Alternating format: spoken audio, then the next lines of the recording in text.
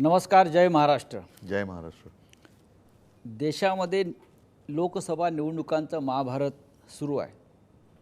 पण हे महाभारत इतकं लांबलेलं आहे या निवडणुकांचं आणि संपूर्ण देशामध्ये जणू युद्धाची परिस्थिती आहे अशा प्रकारचं एक वातावरण निर्माण झालं आहे. आणि त्या महाभारतामध्ये सगळ्यात जास्त लक्ष कुठल्या राज्याकडे असेल तर ते महाराष्ट्राकडे आहे. आणि महाराष्ट्रात खास करून शिवसेनेचे पक्षप्रमुख उद्धव ठाकरे आणि त्यांच्या नेतृत्वाखालची शिवसेना ही या महाभारतामध्ये कोणती भूमिका बजावणार आहे याकडे संपूर्ण देशाचं लक्ष लागून राहिलं आहे. आज आपल्या स्टुडिओमध्ये सामनाच्या स्वतः शिवसेना पक्षप्रमुख उद्धव ठाकरे उपस्थित आहेत. आपण त्यांच्याशी या महाराष्ट्रातल्या आणि देशाच्या निवडणुकांवर चर्चा करावी आणि आपल्या मनातले जे प्रश्न आहेत देशाच्या महाराष्ट्राच्या जनतेच्या त्यावर त्यांचं मत घ्यावं. उद्धवजी, या आजच्या चर्चेमध्ये आपलं स्वागत. जय महाराष्ट्र. जय महाराष्ट्र. खरं म्हणजे एक प्रदीर्घ प्रवास करून आपण परत मुंबईत आलेला आहात. गेले अनेक दिवस आपण महाराष्ट्राच्या कानाकोपऱ्यात फिरताय. फक्त शिवसेनेचेच उमेदवार नाहीत तर काँग्रेस असेल, राष्ट्रवादी काँग्रेस असेल, अशा प्रत्येक उमेदवारासाठी आपण जातीनं वेळ देत आहे आणि महाराष्ट्रामध्ये या रणरणत्या उन्हामध्ये फिरत आहे. मागच्या निवडणुकीला आपल्या छातीवर धनुष्यबाण होता. आज मी आपल्या छातीवरती मशाल पाहतो आहे. धनुष्यबाण ते मशाल हे जे स्थित्यंतर झालं आहे त्याचा या निवडणुकीमध्ये काय परिणाम आपल्याला जाणवतो आहे? पहिल्या प्रथम आपण जो उल्लेख केला की आत्ताची निवडणूक ही महाभारतासारखी चाललेली आहे. त्यावेळेच्या महाभारतामध्ये द्रौपदीचं वस्त्रहरण झालं होतं. यावेळेला आपल्या देशातल्या लोकशाहीचं वस्त्रहरण होतं आहे. आणि म्हणून ती लोकशाही वाचवण्यासाठी स्वातंत्र्यलढा हा एक वेगळा भाग होता. त्या काळात आपण नव्हतो. पण ज्यांनी ज्यांनी संघर्ष केला, बलिदान दिलं, त्या सर्व क्रांतीवीरांनी आणि त्याग करणाऱ्या सगळ्या स्वातंत्र्य सैनिकांनी अफाट कष्ट करून, शौर्य गाजवून आपल्याला हे स्वातंत्र्य मिळवून दिलं. हे स्वातंत्र्य टिकवण्याचं काम हे आपण केलं पाहिजे.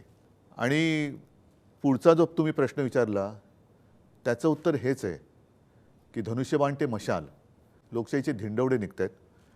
संविधान पाळलं जात नाही आहे. पक्षांतर केल्यानंतर अपात्रतेची केस ही अजूनही तिचा निकाल लागत नाही आहे.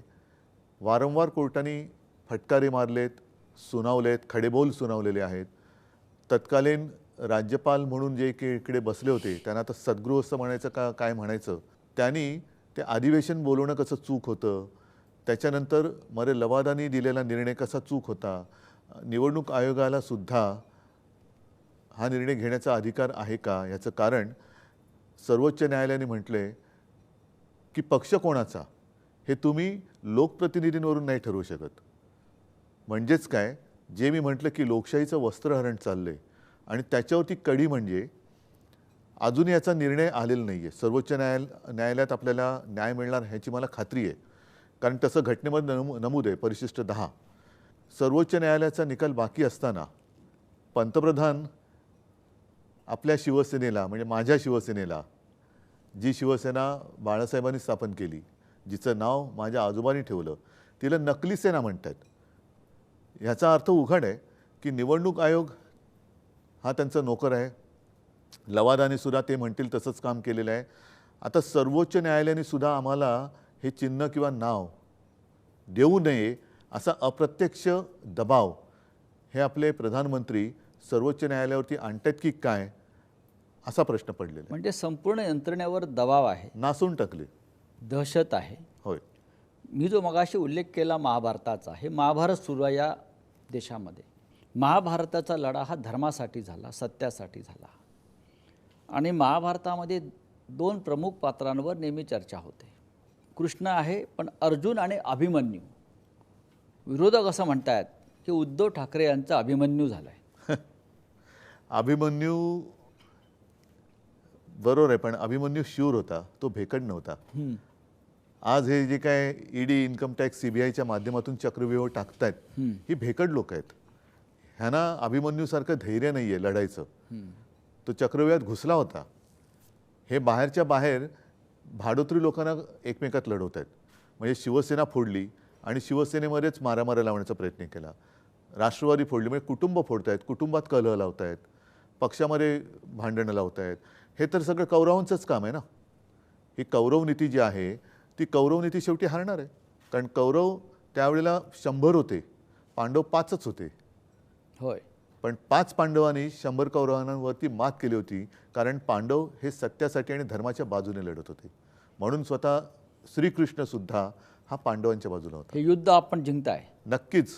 एकंदरीत राज्यातला प्रचार कसा चाललाय? आपण स्वतः गेल्या काही काळापासून म्हणजे निवडणुकीच्या घोषणा होण्याच्या आधीपासून आपण महाराष्ट्रात फिरताय आणि आपण एका तयारीनं फिरताय. तर तुम्ही राज्यात सगळ्यात जास्त फिरणारे नेते आहेत या काळामध्ये.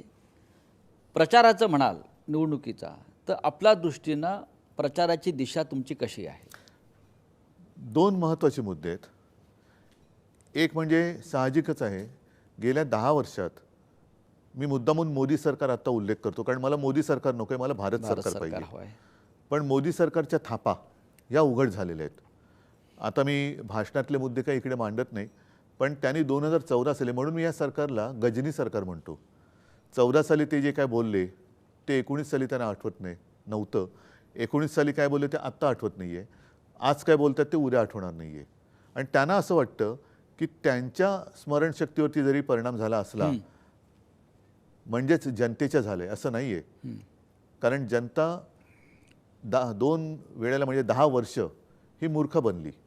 आणि ते जे एक म्हणतात ना, तुम्ही कदाचित सर्वांना एकदा मूर्ख बनवू शकता, काही जणांना तुम्ही सदैव मूर्ख बनवू शकता, पण सर्वांना सदैव मूर्ख बनवू शकत नाही. आता जनता पेटलेली आहे, जनता उठलेली आहे. ह्यांच्या सगळ्या ज्या काही भाकड कथा होत्या, म्हणजे शेतकऱ्याचं उत्पन्न दुप्पट होणार, प्रत्येकाला घर मिळणार, बऱ्याच प्रधान किसान योजना, सन्मान योजना वगैरे वगैरे वगैरे, या भूलथापा तर आहेत. त्याचबरोबरीने भ्रष्टाचारानं एकत्र घेत आहेत, हे पक्ष फोडत आहेत. ही गद्दारी महाराष्ट्र कधी सहन नाही करत.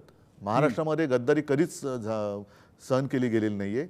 आणि मागे मला वाटतं मी धाराशिवच्या सभेत होतो तेव्हा तिथले आपले खासदार आहेत ओमराजे, त्यांनी एक अतिशय चांगलं उदाहरण दिलं की आता 300-400 वर्ष झाली, किती झाली असतील, पण अजूनही खंडोजी खोपडे यांच्याबद्दल आपण खंडोजी खोपडे म्हटल्यानंतर काय म्हणतो? गद्दार. पण बाजीप्रभू देशपांडे, तानाजी मालुसरे, कान्होजी जेरे हे म्हटलं की हे कट्टर सैनिक. म्हणजे त्यांना 300-400 वर्ष झाल्यानंतरही त्यांच्या माथी जो बसलेला गद्दारीचा शिक्का आहे तो पुसता नाही आलेला. तर या भेकडांची काय अवस्था आहे? हा जो भेकड किंवा गद्दार हा विषय जो आहे महाराष्ट्रात गेल्या 2 वर्षापासून चाललेला, हा जनतेमध्ये पोचलेला आपल्याला प्रचारात दिसतोय का? फारच तीव्रतेने तो जाणवतोय. आणि तुम्ही मगाशी जो उल्लेख केला, ही माझ्या छातीवरती मशाल आहे, जनतेच्या हृदयात मशाली पेटल्यात. कारण ती एक आग आहे आता आपल्याबरोबर झालेलं विश्वासघात. कारण बघा तुम्ही 14 आणि 19ला प्रधानमंत्रीपदी मोदी जे पोहोचले त्याच्यात महाराष्ट्राचा सिंहाचा वाटा होता. 40पेक्षा अधिक खासदार हे एकट्या महाराष्ट्राने निवडून दिले होते. आणि महाराष्ट्राने एवढं भरभरून दिल्यानंतरही तुम्ही केवळ शिवसेनेशी नाही गद्दारी केलीत, तुम्ही महाराष्ट्राचा घात केला. कारण एकतर शिवसेना ही मराठी अस्मिता जपणारी आहेच, हिंदुत्वाचा जागर करणारी आहेच.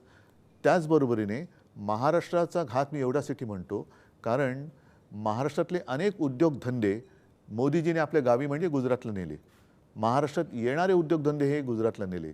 मुंबईतला हिरे बाजार नेला, आर्थिक केंद्र नेलं, मेडिकल डिव्हाइस पार्क नेला, बल्क ड्रग पार्क नेला, ह्या वेदांता फॉक्सकॉन तिकडे नेला होता. पण हे सर्व आपण पाहत बसलो. मोदी किंवा शहा किंवा त्यांचं सरकार महाराष्ट्रातलं आणि देशातलं हे सर्व महाराष्ट्रातून ओरबडून नेत असताना आपण सगळे हे फक्त आपण त्याच्यावर बोललो किंवा चर्चा केल्या, आपण हे थांबवण्याचा अजिबात प्रयत्न केला नाही. याचं कारण जोपर्यंत मी मुख्यमंत्री होतो तोपर्यंत त्यांची बिशाद नव्हती. यातला एकही प्रकल्प त्यावेळी त्यांनी ते नेऊ शकले नव्हते.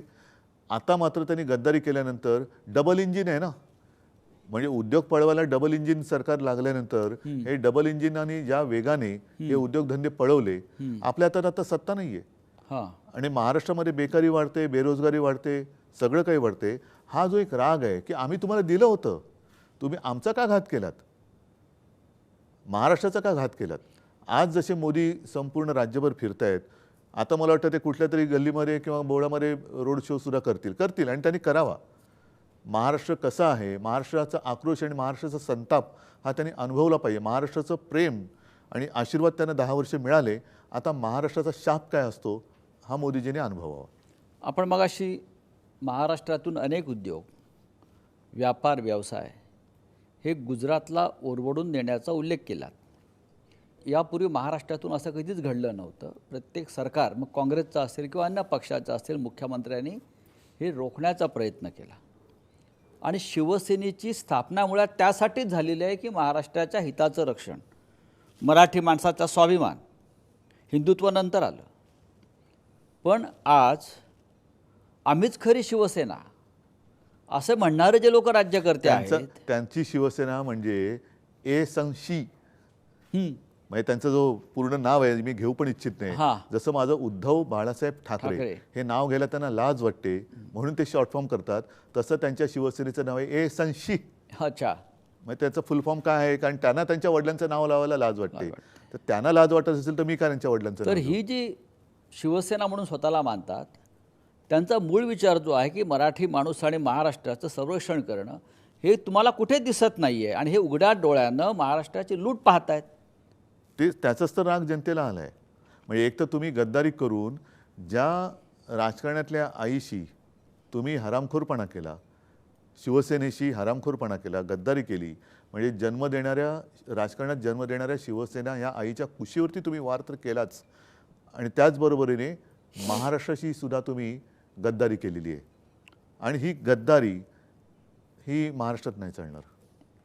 उद्धवजी, आपण मगाशी एक जो उल्लेख केलात की आता नरेंद्र मोदी महाराष्ट्रामध्ये प्रचार सभांचा किंवा सभांचा धडाका घेत आहेत, गल्लीबोळात फिरत आहेत, कुठल्या तरी गल्लीत रोड शो घेत आहेत. मला वाटतं येत्या 1-2 दिवसात ते घाटकोपर भागामध्ये रोड शो घेतात अशी माझी माहिती आहे. त्याच घाटकोपरमध्ये काल अनेक गुजराती सोसायट्यांमधून शिवसैनिकांना, म्हणजे मराठी माणसाला प्रचार करण्यापासून रोखण्यात आलं. मराठी माणसाला, हे तुम्ही किती गांभीर्यानं घेता? हाच तर आता निकाल यावेळेच्या निवडणुकीत लागणार आहे. अशी कधीही कुठल्याही राज्यामध्ये मराठी माणसं दादागिरी करत नाही. पण हे कोणाच्या आशीर्वादाने करते आणि त्यांना बळ देण्यासाठी मोदी इकडे रोड शो करणार आहेत का, हा प्रश्न मराठी माणूस दाखवेल ना, त्यांना काय दाखवायचं ते. पण एक गोष्ट तुम्हाला सांगतो की काही लोक भले गुजराती असतील, उत्तर भारतीय असतील, अगदी मुस्लिमसुद्धा करोना काळामध्ये जे आपण काम केलं, करोना काळातल्या कामाला त्यांनी ते अजूनही विसरलेले नाही आहेत. तुम्ही हा भेदभाव कधीच केला नाही गुजराती मराठी? म्हणजे उत्तर प्रदेशमध्ये गंगेत प्रेतं वाहत होती, गुजरातमध्ये सार्वजनिक चिता पेटल्या होत्या. होय, महाराष्ट्रामध्ये असं नव्हतं कधी घडलं. आणि त्यावेळेला मोदी रिकाम्या थाळ्या वाजवत होते, दिवे लावा, दिवे विजवा, कोलांट्या उड्या मारा, बेडूक उड्या मारा, उठा बशा काढा. त्यांनी काही कोरोना जात नाही आणि त्यांनी त्याच्यामुळे कोरोना नाही गेला. तर महाराष्ट्राच्या जनतेने, मला एका गोष्टीचं समाधान आहे की जे जे मी सांगत गेलो ते ऐकत गेले आणि त्याच्यात मी कुठेही भेदभाव केला नाही. आणि या पलीकडे जाऊन सांगतो की गुजरातबद्दल काय माझ्या मनात आकस नाही आहे. गुजरातसुद्धा आमचाच आहे. पण हा भाव हा गुजराती माता भगिनी आणि बांधवांनी सुद्धा ठेवला पाहिजे, जे इथे राहत आहेत. उलटं 92-93 साली शिवसेनेनेच त्यांना वाचवलेलं, मोदी कुठे होते? उद्धवजी, 3 टप्पे पार होत आहेत, 4थ्या टप्प्याकडे आपण जातो. त्यांनी टप्पा काय सरपटी टाकलं तरी होय, निवडणुकीत ते निकालच सरपटणार आहेत. होय, कारण आपण अशी रोज एक गुगली टाकताय की त्यांना आता त्यांच्या पिचवर बचाव करणं कठीण झालेलं आहे.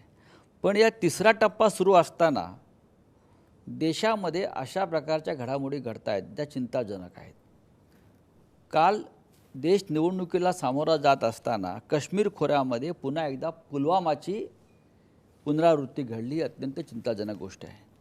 4 वर्षापूर्वी पुलवामात आपल्या लष्करी वाहनांवर हल्ले झाले आणि 40 जवानांच्या हत्या झाल्या. आपण त्यांना जबाबदार कोण आहे? आणि काल त्याच पद्धतीनं पूंछ येथे हवाई दलाच्या ताफ्यावर हल्ला झाला काश्मीरमध्ये. काश्मीरात शांतता आहे असं मोदी शहांचं म्हणणं आहे. आम्ही 370 कलम हटवला आहे, आम्ही हे केलं आहे, आम्ही ते केलं आहे. तरीही काश्मीरमध्ये अशा प्रकारे लष्करी जवानांचे बळी जात आहेत हे तुम्हाला किती चिंताजनक वाटतं आहे? पहिल्या प्रथम पुलवामा जे घडलं त्याच्याबद्दल तत्कालीन राज्यपाल सत्यपाल मलिक ह्यांनी जे सत्य किंवा वास्तव विस्तवासारखं असलेलं वास्तव हे जगासमोर मांडलं, त्याला उत्तर कोणी देऊ शकलेलं नाही आहे. कारण सत्यपाल मलिक हे राज्यपाल होते. राज्यपाल म्हटल्यानंतर आणि तेही काश्मीरचे, त्यांचे अधिकार हे सगळ्यांना माहिती आहेत. अधिकृत पदावरती असलेल्या, घटनात्मक पदावरती असलेल्या माणसाने जेव्हा हे भीषण सत्य जनतेसमोर आणलं त्याच्यावरती आज कोणी चर्चा करत नाही आहे. आणि म्हणून मी पहिले जे तुम्हाला म्हटलं की काल जो हल्ला झाला त्याला जबाबदार कोण, पुलवामाचा जो हल्ला झाला त्याला जबाबदार कोण, आणि मग हा जबाबदारीचा धोंडा हा ज्याच्या त्याच्या पदरामध्ये आपण टाकणार आहोत की नाही. कारण अजूनही जर का काश्मीर अशांत असेल तर मग कशासाठी यांना परत मतं द्यायची. जर एका बाजूने लेह लडाखमध्ये असेल, अरुणाचलमध्ये असेल, चीन अतिक्रमण करतोय, रस्ते बांधतोय, आपल्या गावाची नावं बदलतोय, तरीसुद्धा आम्हाला काही म्हणजे सरकारला काय वाटत नाही. काश्मीरी पंडित अजून निर्वासित छावण्यात आहेत. मध्ये मोदीजी बोलले होते, ते माननीय हिंदू हृदय सम्राट शिवसेना प्रमुखांबद्दल बोलले होते की बाळासाहेबांनी हा नाही विचार केला की काश्मीरमधले पंडित माझा काय संबंध. कारण अख्ख्या देशात तेव्हा फक्त हिंदू हृदय सम्राटच होते की त्यांनी महाराष्ट्रामध्ये त्या काश्मीरी पंडितांना बोलावलं, त्यांना व्यवस्थित त्यांना आसरा दिला. तेव्हा मोदी हे नावसुद्धा कुठल्या क्षितिजावरती नव्हतं. मग आता तुम्ही तर मुख्य पंतप्रधान आहात. काश्मीरमधले पंडित घरी जाऊ शकत नाहीत, काश्मीरमधले हल्ले तुम्ही थांबवू शकत नाहीत. मणिपूर अशांत होऊन आज जवळपास वर्ष झालं, अजूनही मोदी तिकडे जात नाही आहेत. मोदी मणिपूरबद्दल काही बोलत नाही आहेत. जणू काही सगळे प्रश्न संपलेत आणि आता फक्त उद्धव ठाकरे एकटाच प्रश्न देशासमोर आहेत. अशा पद्धतीने मोदी आणि अमित शहा हे महाराष्ट्रामध्ये येत आहेत, महाराष्ट्राच्या वाऱ्या करत आहेत. म्हणजे हे काहीतरी आकृत घडते. म्हणजे उद्धव ठाकरेला संपवून काश्मीर शांत होणार आहे का? उद्धव ठाकरेला संपवलं म्हणजे चीन परत जाणार आहे का? उद्धव ठाकरेला संपवलं म्हणजे मणिपूरच्या महिलांची लुटलेली इज्जत त्यांना परत मिळणार आहे का? काय मोदींकडे काय उत्तर आहे त्याच्याकडे याच्याबद्दल? लोकसभा निवडणुकीआधी राम मंदिराचा प्राणप्रतिष्ठा सोहळा पार पडला. मोदी टीका करतायत किंवा अमित शहा टीका करतायत की उद्धव ठाकरे त्या प्राणप्रतिष्ठा सोहळ्यासाठी उपस्थित राहिले नाहीत. शंकराचार्य का नव्हते? शंकराचार्यांना का बोलवलं नाही? कारण असं आहे की उद्धव ठाकरे यांनी हिंदुत्व सोडलं. ते प्राणप्रतिष्ठा सोहळ्यास अयोध्येत हजर राहिले नाहीत. हे वारंवार ते महाराष्ट्रात येऊन सांगतायत. तुमची कृती ही हिंदुत्व विरोधी आहे. मी कुठे होतो त्या दिवशी? मी अयोध्येला गेलो नाही, कारण मला काय मानपान याची आवश्यकता नाही आहे. मोदी जेव्हा गेले नव्हते आणि हा विषय थंड बस्त्यात पडला होता, तो साधारण 2018चा नोव्हेंबरचा काळ होता. आपणही सोबत होतो. मी शिवसैनिकांना घेऊन राम मंदिरात गेलो होतो, अयोध्येला गेलो होतो. तेव्हा मंदिर नव्हतं. अयोध्येत जाऊन रामाचं दर्शन घेतलं आणि पहिले मंदिर फिर सरकार. त्याच्यानंतर योगायोग असेल काही असेल, मी तिथे जाताना शिवजन्मभूमीची एक मुठभर माती घेऊन राम जन्मभूमीला गेलो. एक वर्षभरामध्ये म्हणजे पुढच्या नोव्हेंबरमध्ये राम जन्मभूमीच्या राम मंदिराच्या बाजूने सर्वोच्च न्यायालयाचा निकालही लागला. आणि योगायोग असेल त्याच पुढच्या महिन्यात माझ्या ध्यानीमनी नसताना मी मुख्यमंत्री झालो. मी मुख्यमंत्री झाल्यानंतर सुद्धा परत गेलो. मी मुख्यमंत्री झाल्यानंतरही गेलो होतो.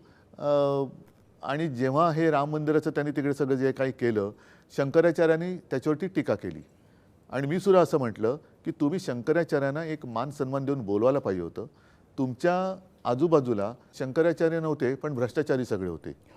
आणि 22 तारखेलाच तुम्हाला सर्वांना माहिती आहे, तुम्ही सोबत होतात, मी काळाराम मंदिरात गेलो होतो. जिथे आम्ही जातोय म्हटल्यानंतर स्वतः मोदीजी गेले होते आणि साफसफाई कशी व्यवस्थित होते की नाही बघून आले होते. त्या काळाराम मंदिराचं एक वेगळं वैशिष्ट्य आहे.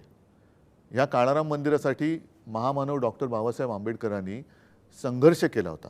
कारण हा राम माझासुद्धा आहे, हा राम कोणाची मक्तेदारी नाही. आज जी भाजपाची मक्तेदारी होते आहे, म्हणूनच मी नारा दिला होता की भाजप मुक्त राम मला पाहिजे. आणि तसाच त्यावेळेला हे जे सगळे मुद्दामून त्यांना मी शब्द वापरतो, बुरसटलेले गोमूत्रधारी, त्या विचाराची जी लोकं तेव्हा होती, त्यांच्या विरुद्ध डॉक्टर बाबासाहेब आंबेडकरांनी लढा दिला होता की हा राम माझा आहे, माझासुद्धा आहे, आणि राम मंदिरात जाण्याचा अधिकार माझासुद्धा आहे. तेव्हा त्यांना जे अडवत होते तेच आता माझ्यावरती टीका करतायत. आणि त्या काळाराम मंदिरामध्ये मी जाऊन तिथे गोदावरीची पण आरती केली आणि राम मंदिर होते त्याचं मी स्वागत केलं. मात्र राम मंदिर हे सर्वोच्च न्यायालयाच्या निकालामुळे झालेलं आहे.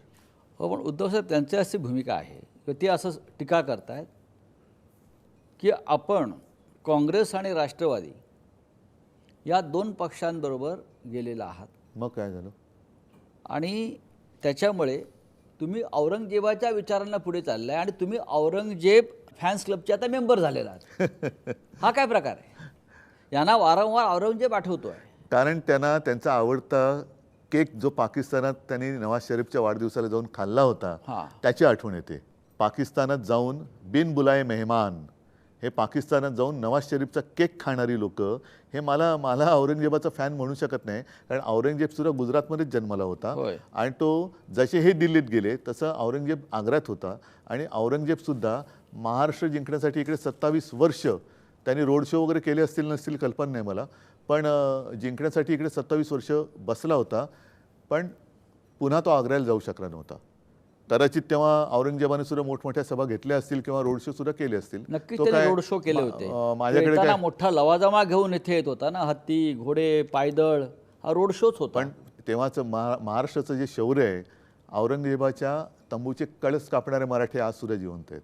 होय. त्यांचेच वंशज आज महाराष्ट्रामध्ये आहेत. पण मोदी आणि शहा वारंवार महाराष्ट्रात येऊन अलीकडे उद्धव ठाकरे हे त्यांचं पहिला क्रमांकाचं टार्गेट आहे आणि त्यानंतर शरद पवार हे दोन प्रमुख नेते महाराष्ट्राचे, ज्यांनी पुन्हा एकदा महाराष्ट्राची सूत्र आपल्या हातामध्ये घेतलीत राजकारणाची. आणि बहुधा मोदी शहांना महाराष्ट्राचं भय वाटतं आहे.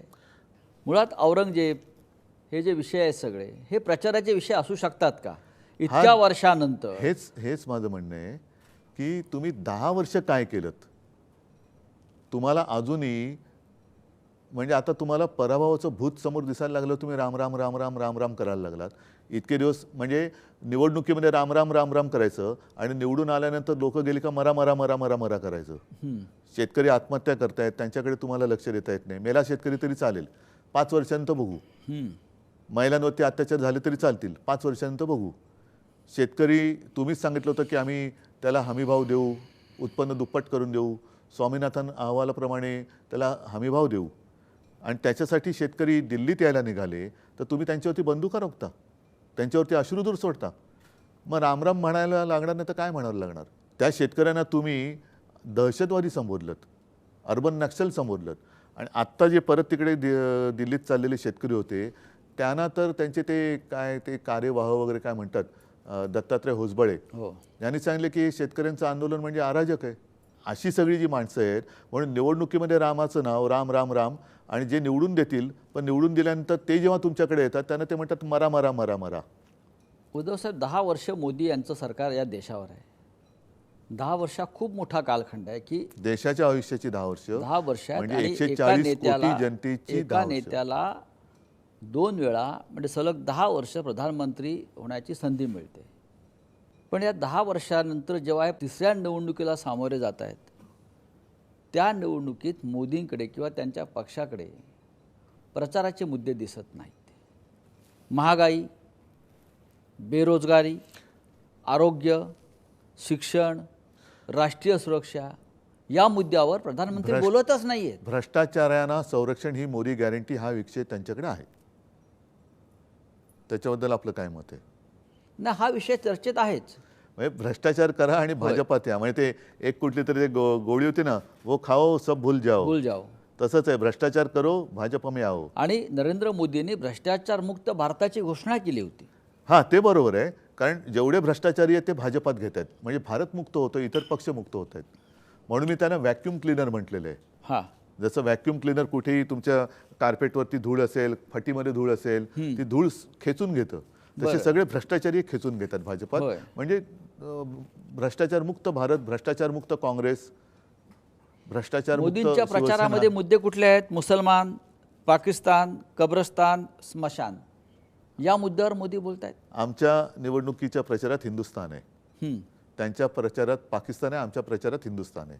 उद्धवजी, प्रत्येक निवडणुकीत देशाचं भवितव्य ठरवणारी निवडणूक असते, खास करून लोकसभेची राष्ट्रीय निवडणूक. आतापर्यंत गेल्या 70-75 वर्षातल्या प्रत्येक निवडणुकीनं देशाचे भविष्य ठरवायचा प्रयत्न केला. या निवडणुकीचं वैशिष्ट्य तुम्ही काय सांगाल?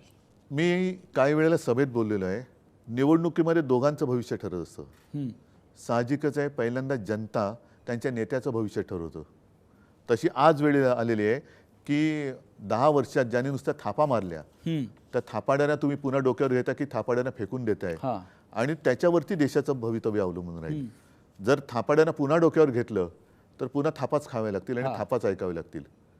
पण आत्ता जर का यांना फेकून दिलं तर मला असं वाटतं देशामध्ये एक शांतता नांदेल, कायदा सुव्यवस्था आणि लोकशाही राहील.